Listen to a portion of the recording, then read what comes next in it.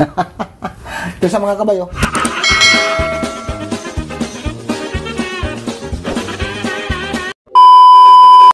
Yan. Ang problema kasi nito mga kabay, nang hihinayang ako putulin yung baging niya, no, sobrang haba. Yan. Ang gagawin ko na lang, mag-ano na lang ako ng kawayan dito, tapos igawan ko na lang ang ano mga kabay, paikot-ikot yung ano, gapangan niya. Tapos, kasi kapag ganituhan ko mga kabay, ang problema, maiipit yung ano, maiipit itong dahon. Yung bagong labas, ang ganda pa naman. Oh, yan, oh, sobrang ganda pa naman mga kabay. Yan, sobrang ganda niya pa naman. Yan. Ang gagawin ko mga kabay, itagilid ko na lang. Nakaganyan. Yan, tingnan nyo na lang. Para makita nyo kung paano. Dito maglagari muna ako ng ilang piraso. Mga 5 or 6. Okay, kita-kits ulit mamaya. 5 minutes later. Kumuha na ako ng stick. Tapos paputulin ko siya.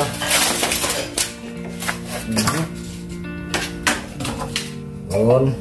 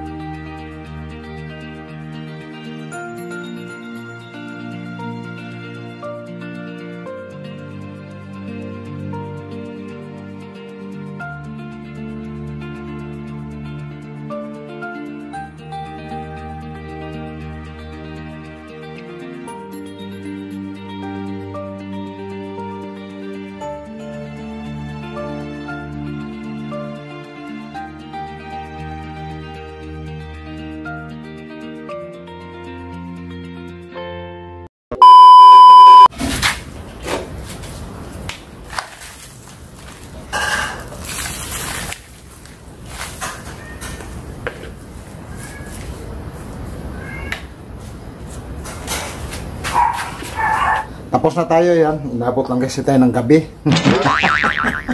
Kasi yan. Bali inikot natin lahat mga kabay. Ayan o, kung nakikita nyo. Yan. Yan sa inikot natin. Kasi yung dinidipinsan ko mga kabay, itong dahon niya sa gitna kasi baka maipit. Yan na, sobrang ganda ng dahon nito, kintab. Yun. Yan na siya.